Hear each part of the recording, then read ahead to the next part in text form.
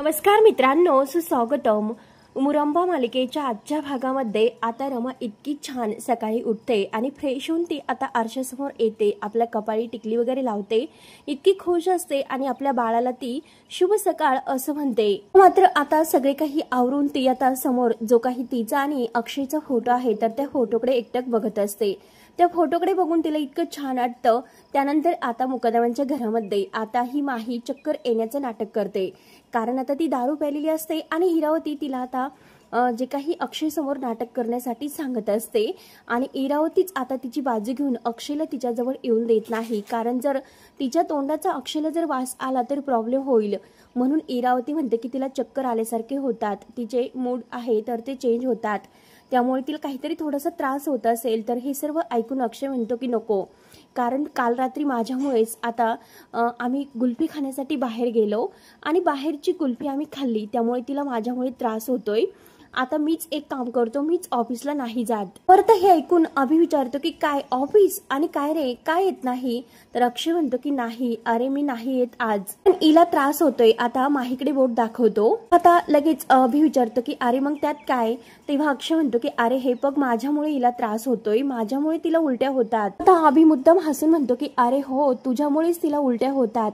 तेव्हा आता इरावती लगेच मोठ्याने हसायला सुरुवात करते. आता पार्वती आजी अभिषेकला म्हणते की अभिषेक, तर लगेच आता अभिषेक म्हणतो की अगं बघ ना आजी, हो हा काय म्हणतोस? आता अक्षय म्हणतो की हे बघ, इतकं हसण्याची काही गरज नाही, माझ्यामुळे त्रास होतोय तिला. मी माती खाल्ली, तिने गुल्फी खाल्ली, कारण काल रात्री जेव्हा आम्ही बाहेर गेलो होतो तिला गुल्फी खाण्याचे डोळे लागले होते, म्हणून आता मी तिला घेऊन बाहेर गेलो होतो, गुल्फी खाण्यासाठी सांगितली आणि माझ्यामुळे तिने गुल्फी खाल्ली, म्हणून तिला त्रास होतोय. आता अभि म्हणतो की अरे ह्या काळामध्ये त्यांना काहीतरी खावंसं वाटतं, आपण त्यांना काहीतरी खाऊ घालतो, त्यामुळे काही चेंजेस असे होत असतात. काही गोष्टींचा वास येत असतो, काही गोष्टींचा वास सहन होत नाही, काही गोष्टींचा होतो, त्यामुळे ठीक आहे. हे बघ ना, अरे काळजी घेण्यासाठी आहेत ना आपल्या घरामध्ये सगळेजण, आणि ऑफिसचं एकतर काम खूप असं पेंडिंग आहे आणि ते काम तुलाच पूर्ण करावे लागेल.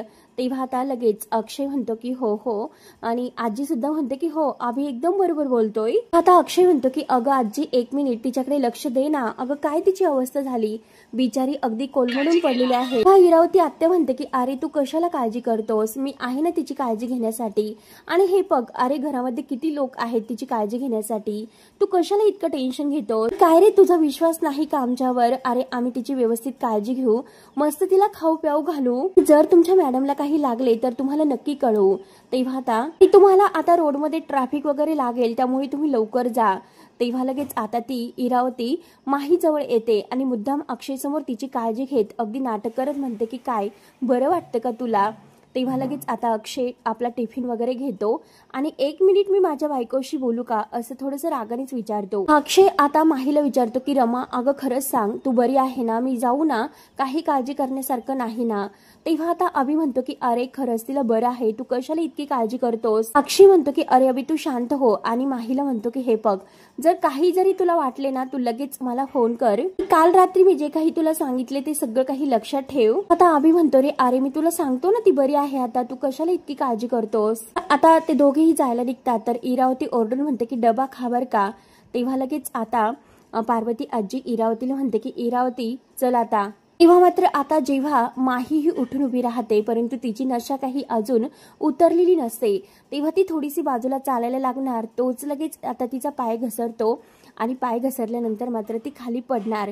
तोच लगेच आता ती आत्या धावतच येते आणि माहीवर ओरडते. माहीला म्हणते की हे सर्व काय चाललं तुझं, नेमकं काय करतेस तू, हे सर्व काही वागते त्याला काही अर्थ आहे का? तेव्हा लगेच आता इरावती पार्वती आजी रागानेच माहीकडे बघत असतात. तेव्हा आता माही अगदी नशेमध्ये म्हणते की मी चुकीचं वागते, ज्यामुळे त्या अक्षयला आणि तिच्या बाळाला आणि त्या रमाला यांना त्रास होतोय. तेव्हा आता पार्वती आजीला खूप राग येतो. पार्वती आजी सनकने एकता माहीच्या कानामागे देते. मात्र आता पार्वती आजी रागाने म्हणते की हे बघ, तुला लाज कशी वाटत नाही, पोटात अगदी बाळ असताना तू दारू पितेस? आता माही अगदी नशेमध्ये म्हणते की हे बघ, तुम्हाला किती मला मारायचं असेल तर ते मारा, परंतु मला हे माहिती आहे की मी रमाला त्रास देते म्हणून. आता पार्वती आजी इरावतीला म्हणते की हे बघ, अगं देवा, अगं एक बघ ना, हिला कधीही दारू पिऊन घेऊ नकोस, नाहीतर ही डायरेक्ट लगेच जे सत्य आहे तर ते सत्य बोलायला सुरुवात करते आणि डायरेक्ट सगळं काही ती संपून टाकण्याचा प्रयत्न करते. काय माहिती ही उद्या काय करेल, हिचं स्वतःचं बाळ सुद्धा ही रमाला देऊन टाकेल. जर अक्षयला कळले तर अगं तू विचार केलास का किती मोठा प्रॉब्लेम होईल. तेव्हा आता इरावती तर डोक्याला हात लावते. तर आता माही ही आजीला विचारते की काय असं कळेल अक्षयला, मला सांगते की मी प्रेग्नेंट नाही आणि मी बाळ कुठून आणू. आता हे ऐकल्यानंतर पार्वती आजीला खूप मोठा धक्का बसतो. पार्वती आजी आता इरावतीला विचारते, अगं ही माही काय बोलतेस, प्रेग्नेंट नाही. आता माही जोरात दोन्ही हात आपल्या पोटाला लावते आणि म्हणते की नाही, दोन्ही हातांनी नाही असं करते. आता पार्वती आजीच्या पायाखालची जमीनच सरकते. ती आता माहीकडे आणि इरावतीकडे बघत असते. त्यानंतर आता इकडे आपली रमा ही गेस्ट हाऊस मध्ये सारखं अक्षयच्या फोटोकडे आणि तिच्या फोटोकडे बघत असते आणि आता ती मनात स्वतःला म्हणजे अक्षयला असं बोलून दाखवते की हे बघा बाद झालं, आता किती दिवस असं चालणार आणि तुम्हाला ओळखत नाही का तुमची खरी रमा कोण आहे आणि खोटी कोण. माहीने आणि इरावती आत्याने आपलं घर असं पोखरून ठेवलेलं आहे आणि हे बघा आता हे सर्व तुम्हाला नाही ना कळले तर वेळ आपल्या हातातून निघून जाईल. हे बघा हे सर्व मी नाही बोलू शकत परंतु तुम्ही तर बोलू शकतात. मला तर डोळ्यांना सगळं काही दिसते. म्हणून आता रमा नाराज असते आणि ती आता सगळं काही कपडे वगैरे ते अंथरून आहे तर व्यवस्थित करत असते. आता ह्या माहीने सर्वत्र अगदी दारूच्या नशेमध्ये अगदी पसारा करून ठेवलेला असतो आणि तो सर्व काही आता रमा आवरते, साफसफाई करते आणि घरामध्ये धूप असा फिरवत असेल कारण त्या दारूचा वास जाईल म्हणून. मात्र इकडे आता माहीने आपल्या पोटाला जे काही तो बेल्ट वगैरे लावलेला आहे ते उशीप्रमाणे तर तो काढते आणि पार्वती आजीला दाखवते. तेव्हा पार्वती आजी हातात घेते आणि म्हणते की अगं काय आहे हे. तेव्हा आता इरावती तर अगदी शांत डोक्याला हात लावून बसलेली असते. ती तर आता माहीच्या या वागण्यामुळे खूप टेन्शन मध्ये येते. तर आता माही अगदी हसून म्हणते की हे बाळ आहे. आता पार्वती आजी म्हणते की अगं म्हणजे इतके दिवस तू मुकादमांशी खोटं वागत होती तर ही मोठी फसवणूक म्हणजे अक्षयचं मूल कधी या घरात येणार नाही का. तेव्हा आता इरावती आत्या म्हणते की नाही नाही तर नाही मम्मा हे बघ ऍक्च्युली हे बघ मम्मा काय झालं की जेथे माही पोहोचायला हवी होती तर तेथे रमा जाऊन पोहोचली. तेव्हाच ते दोघे एकत्र आलेत आणि आता अक्षय पासून रमा ही प्रेग्नेंट आहे हे ऐकल्यानंतर आता पार्वती आजी तर तोंडाला हात लावते. इरावती आत्या म्हणते की मग काय करणार होतो, त्यासाठी हिला प्रेग्नेन्सीचं नाटक करावं लागते बिचारीला. आणि हो की नाही परंतु माही मात्र अगदी डोळे झाकून इकडून तिकडून अशी डुलक्या घेत फिरवत असते कारण तिला नशेमध्ये काही कळत नाही. नंतर अभि आणि अक्षय हे दोघेही बाहेर येतात परंतु अक्षयला आता इरावती आत्या सारखी गेस्ट हाऊस मध्ये का जात असेल असे जेव्हा त्याने सीमाला विचारलेले असते तेव्हा सीमा सुद्धा म्हणलेली असते की इरावती आत्या आणि आपल्या रमा आहे तर ते दोघी आता गेस्ट हाऊस मध्ये जात असतात. अशा मोठ्या मोठ्या बॅग्स त्यांच्या हातामध्ये असतात. हे सर्व क्षण त्याला आठवते आणि अभि सुद्धा जे काही बोललेलं आहे ते सुद्धा त्याला आठवते. तो अभिला पुन्हा आपल्या जवळ बोलवतो आणि विचारतो की अभ्या इरावती आत्या गेस्ट रूम मध्ये नेमकं काय करत असते. मात्र अभि म्हणतो की अरे तिच्या बिझनेसचं काहीतरी रॉ मटेरियल आहे ना तर ते तिथे ठेवलेलं असते त्यामुळे ती तेथे कायम जात असते. हे पग मी बघितलं नाही परंतु ऐकलेलं आहे कारण त्या दिवशी ताई सांगत होती. आता अक्षय म्हणतो की चल जाऊन बघूयात. तेव्हा आता अभि म्हणतो की अरे नको कारण जेव्हा आपण मागे तिच्या रूम मध्ये गेलो होतो तेव्हा तिने तर पकडले होते. अभि मात्र घाबरत असतो तर अक्षय त्याला म्हणतो की अरे तू कशाला घाबरतोस, घर आपलं आहे मग तू कशाला इतकं टेन्शन घेतोस बरं. तिनेही का कायम ते करत असते फू फा वगैरे जे काही करते ना, म्हणून यासाठी मला नक्की काहीतरी गडबड आहे असं वाटते. डोक्यामध्ये नक्की काहीतरी शिस्त असं मला वाटते ना, आपण बघूया. तेव्हा आता अभि म्हणतो की अरे अक्षय तू घड्याळात बघ ना आपल्याला किती उशीर होतोय. नंतर अक्षय काही ऐकायला तयार नसतो. तो अभिला चल असे म्हणत असतो. त्यानंतर आता रमा इकडे गेस्ट हाऊस मध्ये सगळं काही व्यवस्थित आता आवरून ठेवते. तेव्हा कुठे तिला बरं वाटतं कारण तो दारूचा वास वगैरे तो पसरा आहे तो सर्व तिने व्यवस्थित केलेला असतो म्हणून तिला आता छान वाटत असतं. माहीने किती घाण करून ठेवली होती खरंच. आता म्हणत ती आता खाली बसणार असते सोफ्यावर तेवढ्यात दरवाजा वाजतो आणि ती दरवाजा उघडायला जाते. दरवाजा उघडते तोच तिथे पार्वती आजी असते. पार्वती आजीला बघून आता रमाला खूप मोठा धक्का बसतो. जेव्हा अक्षय आणि अभि हे गेस्ट रूम मध्ये जायला निघलेले असतात तेव्हा मात्र पार्वती आजीने त्यांना बघितलेलं असतं आणि ते त्यांना विचारते की काय रे अक्षय, अरे कुठे निघालास. आता अक्षय म्हणलेला असतो की अगं आजी काही नाही, मी गेस्ट रूम कडे निघालो. तर इरावतीने आणि माहीने सगळं काही आजीला अगोदर सांगून ठेवलेले असते. म्हणून आता आजी विचार करते की गेस्ट रूम मध्ये तर रमा आहे. आता पार्वती आजी त्यांना तिकडे जाऊन न देण्यासाठी चक्कर येण्याचं नाटक करते. तेव्हा अक्षय आणि अभि बघतो आणि धावतच परत आजीजवळ येतात. आजी अगं काय होते तुला असं विचारतात. तेव्हा इरावती आत्या सुद्धा धावतच येते आणि ती सगळं काही आता नाटक करत असते त्या दोघांना तिकडे जाऊन न देण्यासाठी. तो अक्षय आजीला म्हणतो की हे बघ तू जरा मोठा दीर्घ श्वास घे म्हणजे तुला बरं वाटेल. आणि तेवढ्यात इरावती धावतच पाणी वगैरे घेऊन येते. आजीला अक्षय आता पाणी पाजतो म्हणजे तुला बरं वाटेल. आजी जरा सावकाश स्वतःची काळजी घे. आणि काय ग आजी आता बरं वाटतं का. तेव्हा आता आजी म्हणते की हो हो बरं वाटतं, कारण आजी ही नाटक करत असते. आता आजी थोडासा श्वास सोडत म्हणते की हो आता मला बरं वाटतं.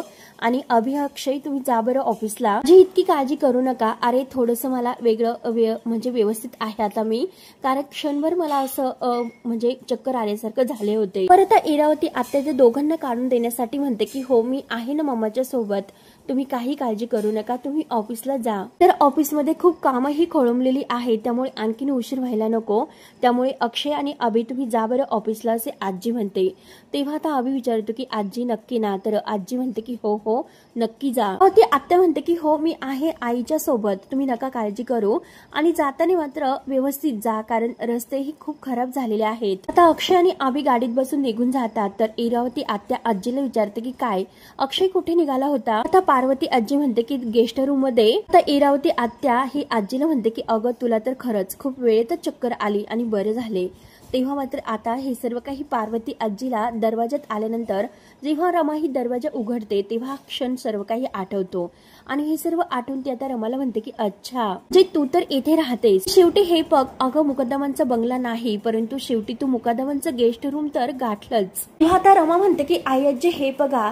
तर लगेच आता पार्वती आजी म्हणते की बाद झाले, इरावतीनं मला सगळं काही सांगितलेले आहे आणि तुला आणखीन सांगण्याची गरज नाही. आणि हे बघ आज मात्र मी येथे तुझं ऐकण्यासाठी नाही आले, तुला काही सांगण्यासाठी आले, ते पण शेवटचं. आणि हे बघ रमा मला माहिती आहे की तू आजपर्यंत कायम माझ्याशी स्पर्धा करत आली. सुद्धा मला हे वाटायचे की रमा एक चांगली मुलगी आहे, आपण तिला माफ करायला पाहिजे, पण तिला स्वीकारायला हवं कारण ती आपलीच आहे. परंतु एक दिवस मात्र आता मला कळले की खरंच आपलं हे कोणीही आपलं होत नसतं. शेवटी जर त्या व्यक्तीला आपलं म्हणायचं असेल तर ती व्यक्ती आपल्या तोडीची हवी असते. त्या टेटस्टी आम्ही आपल्या क्लासची ती व्यक्ती असायला हवी असते. म्हणून मी माहीची सून म्हणून या घरातील निवड केली. तेव्हा आता रमा हे सर्व पार्वती आजीचं बोलणं ऐकते. परंतु रमाचे डोळे भरून येतात, तिला वाईट वाटते. परंतु तरी सुद्धा मोठ्या मनाची रमा हे सर्व सहन करते. आता पार्वती आजी पुढे म्हणते की हे बघ आम्ही माहीला या घरात आणले परंतु तरी सुद्धा आम्हाला असे वाटले की इतक्या वेळेस मात्र आम्ही रमाला या घरामध्ये ठेवून घेतले, तरी सुद्धा आम्ही त्या रमाला इतकं घरातून बाहेर काढण्याचा प्रयत्न करत होतो, तिला झिडकारण्याचा प्रयत्न करत होतो. परंतु तरी सुद्धा ही रमा कायम कायम आपल्या घरात कशी. तेव्हा मात्र माझ्या लक्षात आले की हे बघ माही जरी या घरात राहत असली हे बाळ तुझ्या पोटात आहे म्हणून. हे बघ ना अगं केवढं हे प्लॅनिंग आणि प्रॉपर्टीसाठी किती काही करशील तू, ह्या थराला सुद्धा जाशील असे मला वाटले नव्हते. तेव्हा आता रमाला ही जे काही इरावती आत्या आणि माहीने सांगितलेले आहे हे मात्र आता रमा आता पार्वती आजीला सांगण्याचा प्रयत्न करत असते. परंतु आता मात्र जे काही पार्वती आजी अगोदर बोलते तर प्रॉपर्टीसाठी रमा हे सर्व करते हे ऐकून रमाला आता इतका धक्का बसतो, तिला राग येतो. कारण तिच्या स्वाभिमानावर आता यांनी अगदी विषय घेतलेला असतो. कारण रमा प्रॉपर्टीसाठी हे सर्व करत नाही तर आपल्या अक्षयच्या प्रेमासाठी हे सर्व करते. परंतु तरी सुद्धा पार्वती आजी आज तिला वाटेल तसं ही बोलत असते.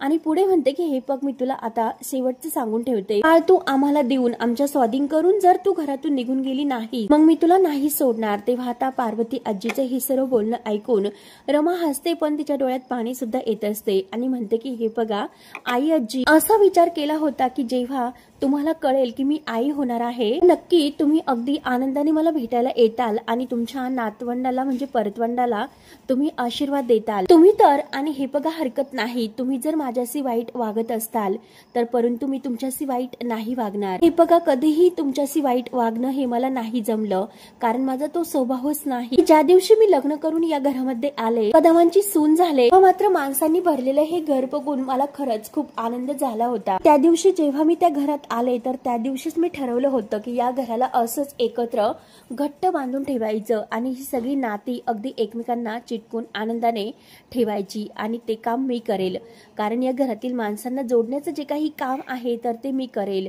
तरी सुद्धा या घरात येऊन मी सगळी काही नाती जपण्याचा पुरेपूर प्रयत्न केला।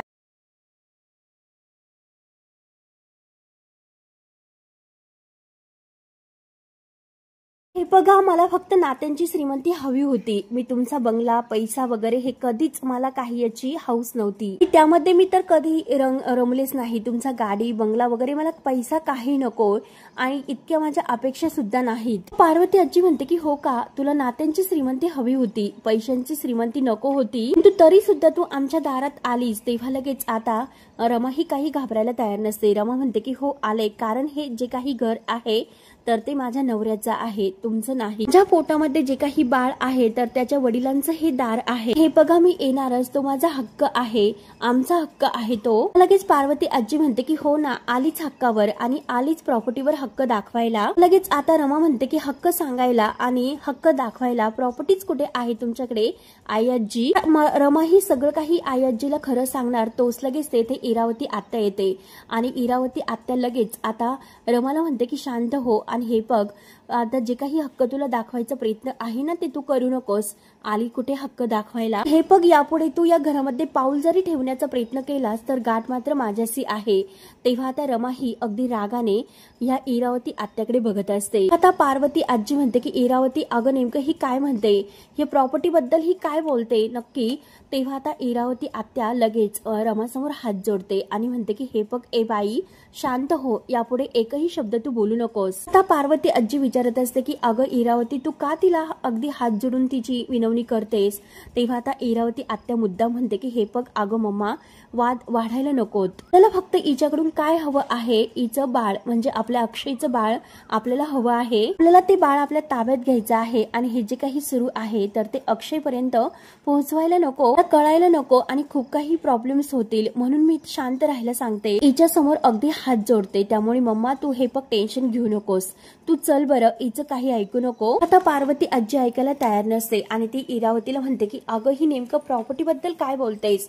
तेव्हा आता इरावती आत्या म्हणते की हे बघ, तू तिच्याकडे लक्ष देऊ नकोस, अगं प्रेग्नन्सीमुळे तिच्या डोक्यावर परिणाम झालेला आहे, तू तिच्याकडे अजिबात लक्ष देऊ नकोस। ते बोलायचं नाही हे तिला कळत नाही आणि रागाने ती आता रमाकडे बघत दरवाजा लावून घेते आणि पार्वती आजीला घरामध्ये घेऊन जाते।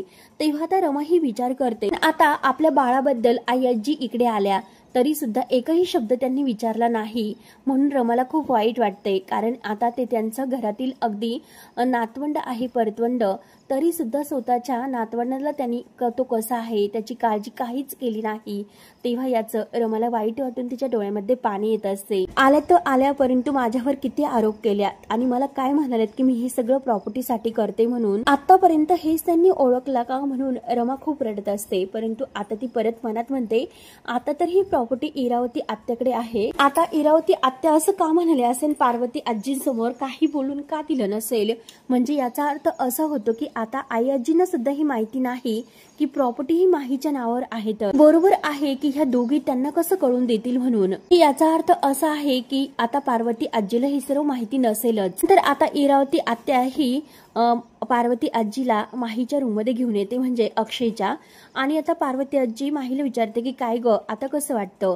तेव्हा आता माही सरबत वगैरे पित असते आणि म्हणते की हो आता जरा बरा वाटतं। आता पार्वती आजी रागाने म्हणते की हे बघ, जर तू पुन्हा दारू प्यालीस तर याद राख। आता माही म्हणते की मी तर काय डान्स करत होते, पार्टी एन्जॉय करत होते, ड्रिंक्स करत होते आणि ते सगळं काही मी सोडलं होतं, परंतु मला एक म्हणजे क्षण असं वाटलं होतं की जेव्हा मी अक्षयच्या आयुष्यामध्ये आले, आता अक्षय सोबत आहे तर सगळं काही अगदी छान होईल, परंतु तसं तर काहीच होत नाही। फक्त या घरामध्ये पोटाला असा पॅड लावते आणि इकडे तिकडे फिरते, सारखी मी फक्त शूला जाते, माहीला खूप त्रास होतो आणि ती आता हे सर्व बोलत असते। तर आता इरावती आत्या म्हणते की अगं अगं आम्हाला कळतो की तुला त्रास होतोय म्हणून या सगळ्याचा, हे फक्त तुला पार्टी करायची आहे, रात्रभर दारू पिऊन टाईट व्हायचं आहे, तुटूस तर तुला नाचायचं आहे, अगदी धिंगाणा घालायचा आहे, करायचा आहे, असं सगळं तुला करावंसं वाटतं. परंतु हे बघ आता आपण हे सर्व करूयात. हे बघ मी तुला घेऊन जाईल, अक्षय येथे नसेल, अक्षय जेव्हा कुठेतरी बाहेर गेला असेल ना तेव्हा आपण हे सगळं करूयात. ऐकून तर माहीला खूप आनंद होतो. माही लगेच इरावती आत्याला म्हणते की प्रॉमिस ना. परत इरावती आत्या म्हणते की एका अटीवर, जेव्हा अक्षय घरात असेल तर त्याच्या समोर तू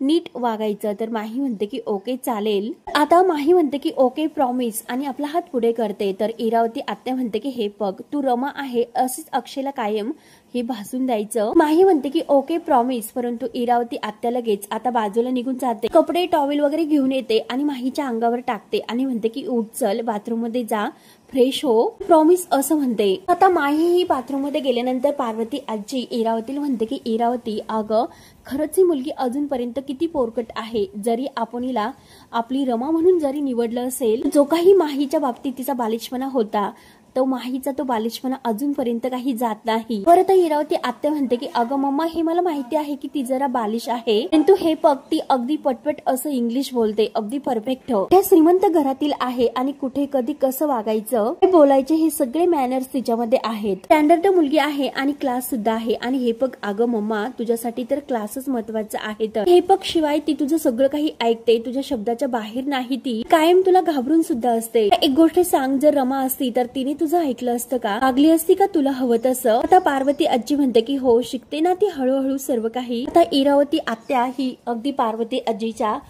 पायावर हात ठेवते, परंतु पार्वती आजी तिला काही जवळ घेत नाही. आता इरावतीच्या जो काही मनामध्ये आहे की ही सगळी प्रॉपर्टी घेऊन आता यांना कसं घराच्या बाहेर काढायचं हा फक्त तिचा एक उद्देश असतो. नंतर आता इकडे साई हा रमाकडे गेस्ट रूम मध्ये आलेला असतो आणि दरवाजा वाजवतो. तेव्हा आता रमा आले म्हणून दरवाजा आता उघडते. तेव्हा आता साई पटकन आत येतो आणि दरवाजा पुन्हा बंद करून घेतो. आतमध्ये आल्यानंतर आता तो रमाला म्हणतो की हे बघा सॉरी मी तुम्हाला न सांगता आलो, एक गोष्ट सांगा तुम्ही कशा आहात आणि बाळ कसं आहे बरं. रमा खुशून म्हणते की अहो आम्ही दोघेही छान आहोत, परंतु तुम्ही इतके अचानक कसे आलात. आता साई म्हणतो की चला मी तुम्हाला न्यायला आलो, आपल्याला निघायचं आहे.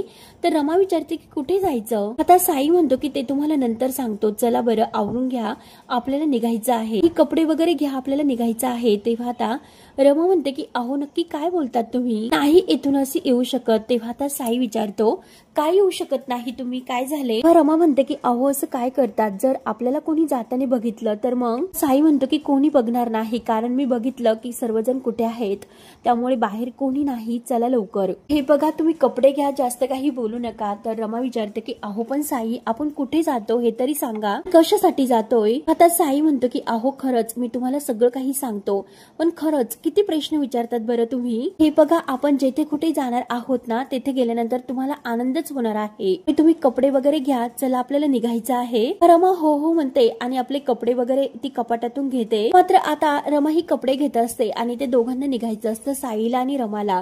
आणि तेवढ्यात आता ही माही अगदी नाटक करत बाहेर आलेली असते, जेथे त्याने सिगरेट ठेवलेले आहे. तर तेथे ती सिगरेट ओढायला येत असते, तेथून ती सिगरेट घेते. आता रमा ही बॅग मध्ये कपडे भरते. तर आता साई म्हणतो की अहो बाद झालं, आता चला बरं. आता रमा विचारते की अहो साई किती बडबड करतात, परंतु सांगा ना अहो कुठे जायचं आहे. साई म्हणतो की अहो हळूच बोला, चला अगोदर. तोपर्यंत आता माही इकडे सिगरेट ओढत असते, परत विचार करत असते की सिगरेट तर मी ओढणार, परंतु जर कोणी बघितले तर मग काय, बघितलं तर बघितलं मला काय त्याचं, परंतु येथे सुद्धा आता कोणी नाही येणार. आता साई म्हणत असतो की रमा चला बरं आपल्याला कोणीतरी बघेल.